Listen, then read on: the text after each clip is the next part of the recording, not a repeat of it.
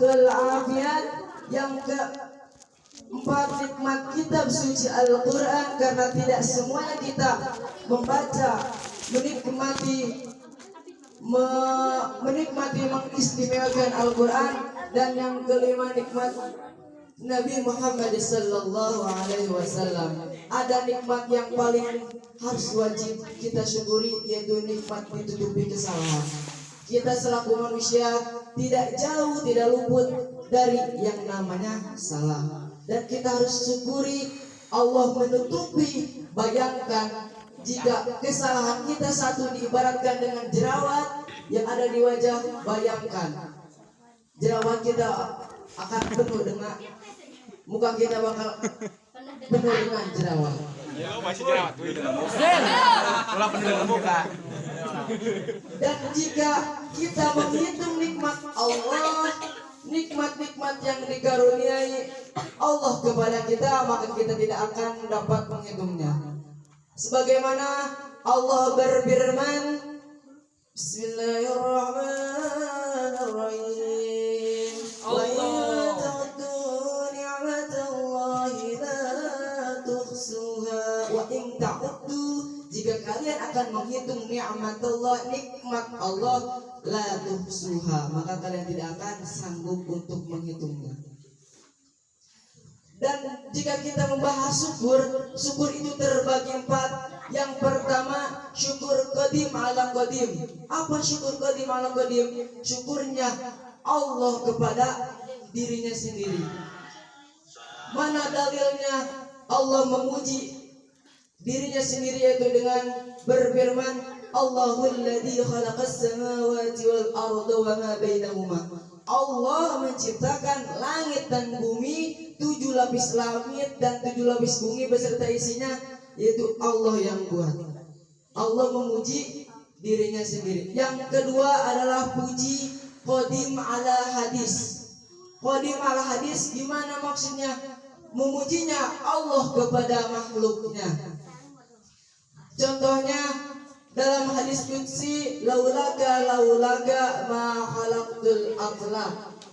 Dan jika tidak ada karunia Nabi Muhammad, maka Allah tidak akan menciptakan semesta ini. Nah, di situ Allah memuji Nabi Muhammad. Yang ketiga ada puji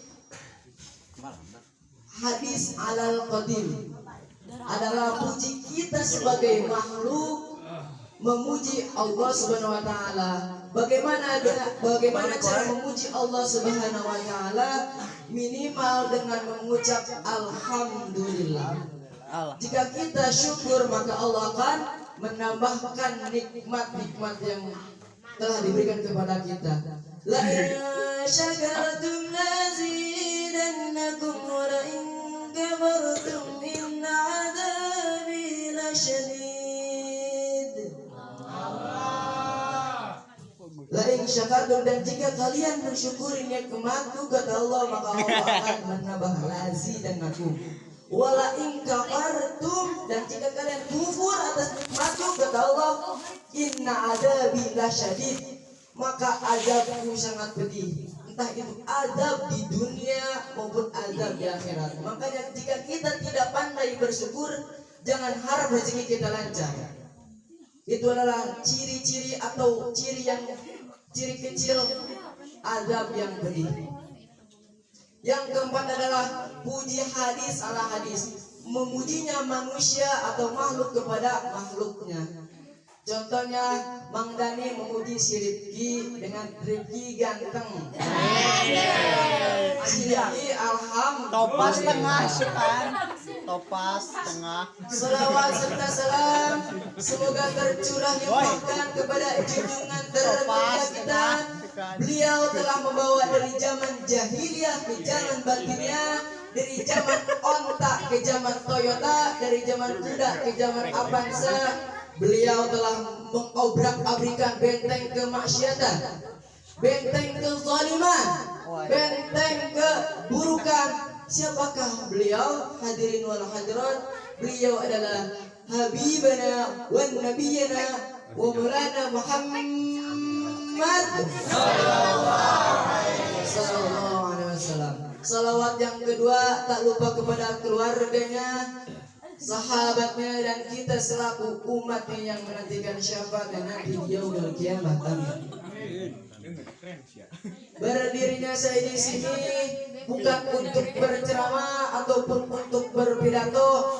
Berdirinya saya di sini akan sedikit membagikan atau sharing namanya ilmu-ilmu yang saya punya. Apa tadi kata ulama? Ungzur maqala wala tanzur maqala.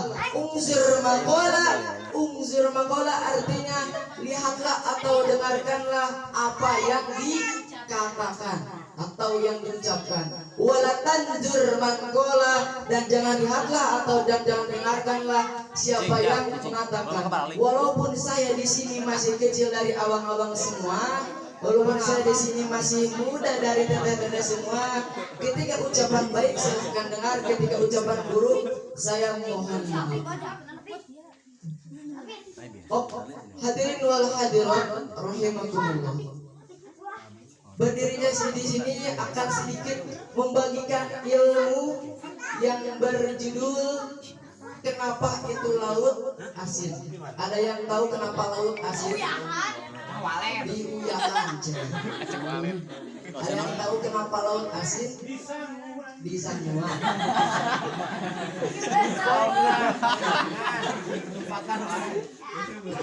Oke, kenapa laut asin? Hadirin rahimakumullah, Allah menciptakan 104 kitab ke dunia ini. 60 kitab kepada Nabiullah Idris alaihissalam, 30 kitab kepada Nabiullah Ibrahim alaihissalam, 11 termasuk Taurat diturunkan kepada Nabiullah Musa alaihissalam, 1 kitab Zabur ke Nabiullah Daud alaihissalam, Injil kepada Nabiullah Isa alaihissalam, dan kitab suci Al-Quran kepada Nabi Muhammad sallallahu alaihi wasallam. Apa hubungannya? Tidak ada hubungannya, tapi saya di sini akan menjelaskan sedikit mukjizat atau keistimewaan Nabiullah Ibrahim alaihissalam. Nabiullah Ibrahim alaihissalam mempunyai gelar Abad Thayyib. Apa Abad Thayyib? Ada yang tahu? Abad Thayyib bapaknya tamu. Apa hubungannya sama laut asin? Jadi ketika Nabi Ibrahim ingin makan atau ingin sarapan, makan siang, makan malam, beliau harus ada temannya dulu, harus ada yang bertamu dulu. Bahkan sejauh jaraknya 1 kilometer, kalau dari sini ke Segok ke Cibening, Nabi Ibrahim jalan kaki karena ingin mencari tamu atau ada yang menemani saat makan. Makanya Nabi Ibrahim mempunyai gelar Abal Thayyib. Suatu hari karena sering Nabi Ibrahim ketika makan harus ada temannya, karena saking istiqomahnya Nabi Ibrahim ketika makan harus ada tamunya kecuali istrinya, anaknya atau keluarganya. Nabi Ibrahim suatu hari minta kepada Allah, ya Allah, berikanlah kesempatan kepadaku untuk aku memberikan makan kepada semua makhluk yang ada di bumi ini, entah itu manusia, hewan maupun tumbuhan. Kata Allah, kamu gak bakal bisa Nabi Ibrahim, kamu gak bakal mampu kecuali aku, kata Allah. Kata Nabi Ibrahim, ya Allah, berilah aku kesempatan, aku akan bisa, aku akan membuktikan bahwa aku mampu.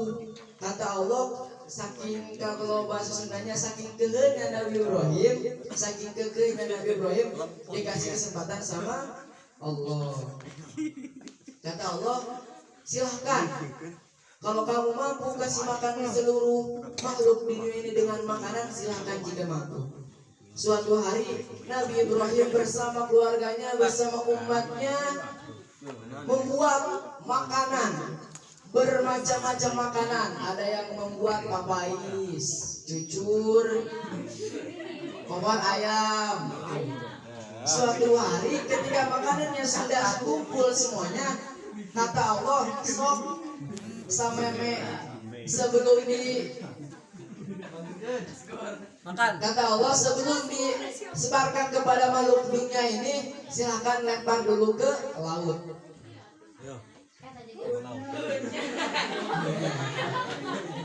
Lempar dulu kata Allah, lempar dulu Nabi Ibrahim ke laut, silahkan.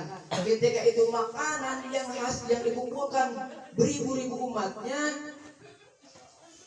ketika dilempar ke laut ternyata dicaplok sama satu ikan. Kata Allah, mana yang maksudkan Nabi Ibrahim cek kau lagi mau mampu mana. Tapi kata Nabi Ibrahim, ya Allah, Nabi Ibrahim sadar diri waktu itu. Ya Allah, aku sadar diri emang aku tidak mampu, tapi berilah aku kesempatan. Bagaimana caranya aku memberikan makanan kepada makhluk, ke semua makhluk yang ada di bumi ini, sampai ke masa depannya. Suatu hari Allah memerintahkan kepada malaikat untuk mengambil sebuah kristal di surga. Kata Allah, hai malaikat, ambillah kristal lalu kasih ke Nabiullah Ibrahim. Bilang ke Nabiullah Ibrahim, ketika itu kristal lemparlah ke laut, satu kristal. Singkat cerita, malaikat telah menjalankan tugasnya dan kristal itu sudah ada di tangan Nabiullah Ibrahim, dan Nabiullah Ibrahim pun melemparnya.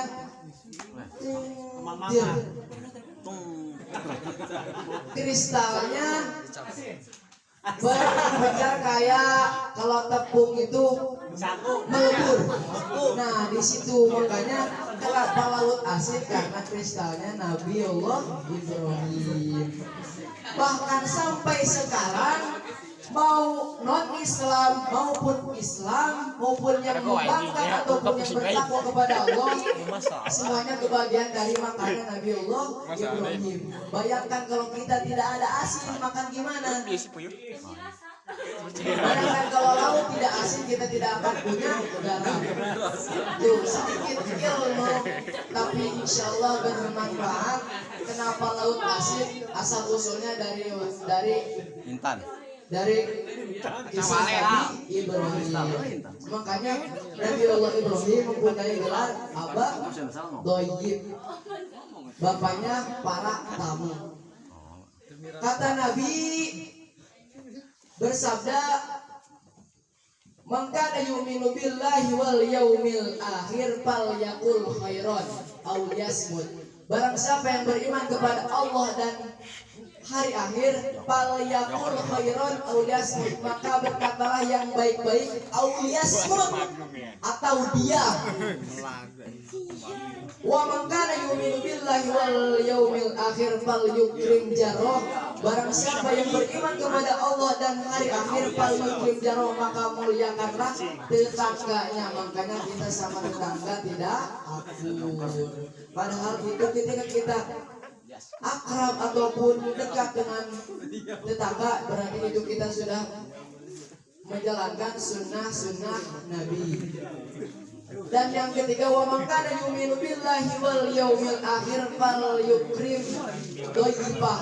Barang siapa yang beriman kepada Allah dan kepada hari akhir, falyukrim, maka muliakanlah dhaifah, tamunya. Makanya ketika kita ada tamu, minimal ketika kita di rumah tidak ada apapun, segelas air pun itu cukup untuk tamu, karena kita sudah menjalankan sunnah Nabi. Dan Allah menjanjikan jika kita memberikan satu gelas kepada tamu itu, maka Allah akan membalasnya dengan 10 gelas. Itu pada bulan-bulan biasa. Ada 4 bulan istimewa yang Allah istimewakan di dalam keislaman ini.